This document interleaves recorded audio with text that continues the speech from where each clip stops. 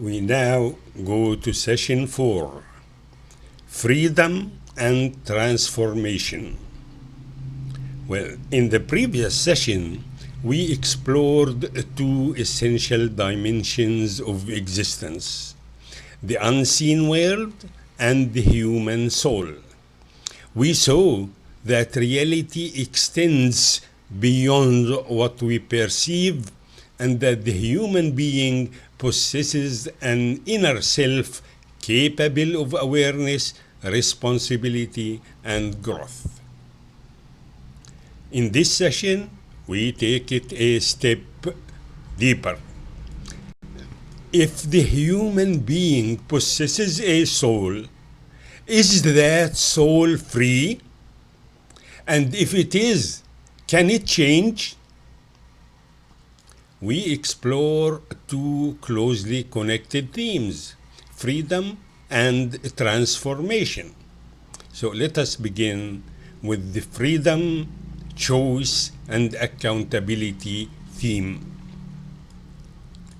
Across all revelations, a consistent principle appears. Human beings are given the ability to choose. They are not passive, nor are they compelled without awareness. They act, decide, and are held accountable. How did it develop? In early traditions, this idea is clearly present. Human wrongdoing is recognized. People are warned, judged, and held responsible for their actions. But the nature of this freedom is not deeply explored. It is assumed rather than explained. Next, in the Moses tradition, this freedom becomes more explicit. Human beings are presented with clear alternatives: right and wrong, obedience and disobedience. They are called upon to choose between them.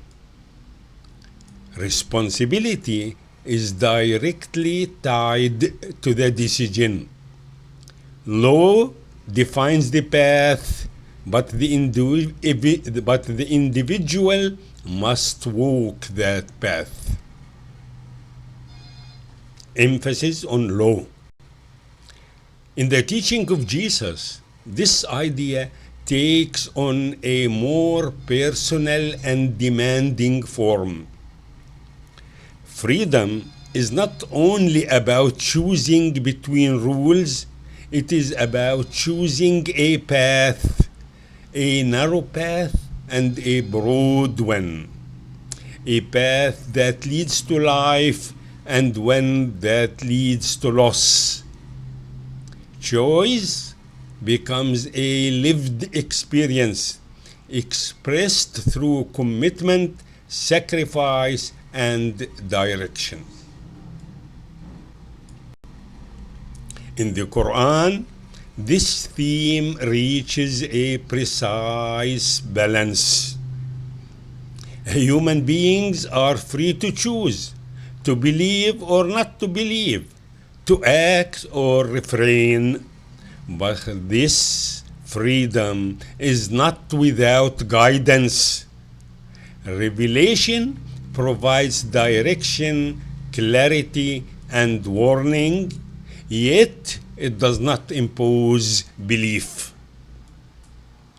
In the Quran, guidance is shown, but not forced. Each individual carries their own responsibility. No one is burdened beyond their capacity.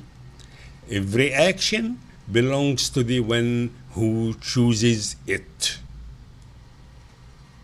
So, across these stages, a clear pattern emerges. Early traditions affirm responsibility. The Moses stage defines choice within law. Jesus emphasizes personal commitment, and the Quran integrates all of this, balancing freedom, guidance, and accountability. Human beings are free, but they are not without direction. We move to the next theme: purification, repentance, and transformation. If human beings are free to choose, then another question naturally follows. What happens when they make mistakes? Is failure final, or can the human being change?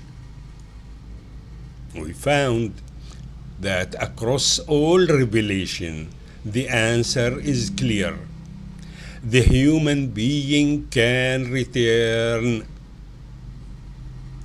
In the early traditions, there is strong emphasis on wrongdoing and its consequences. Warning is clear, judgment is certain.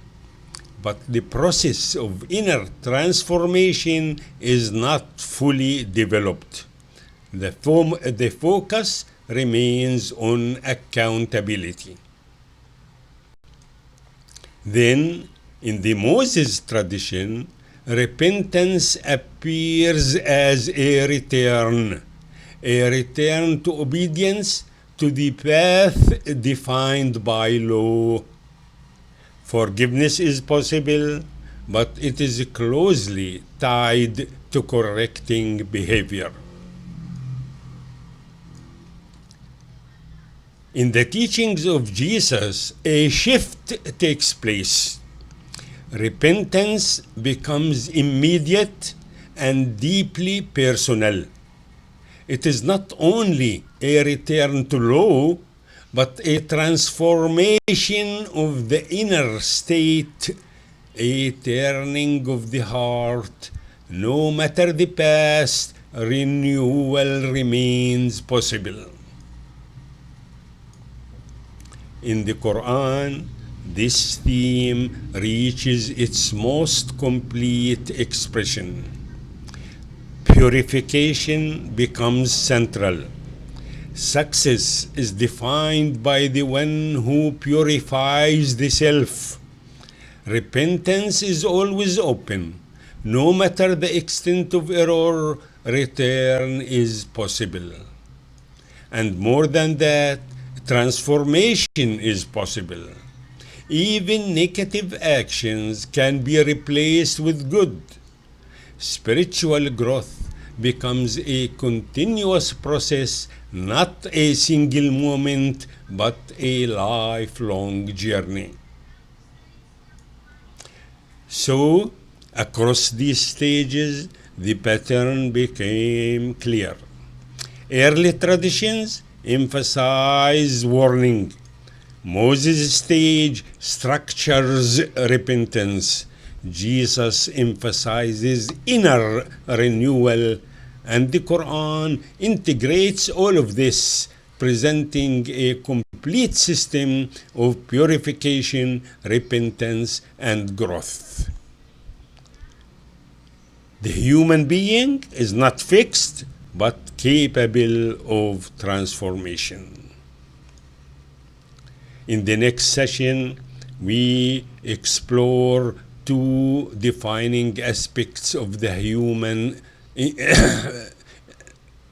condition: freedom and ability to change.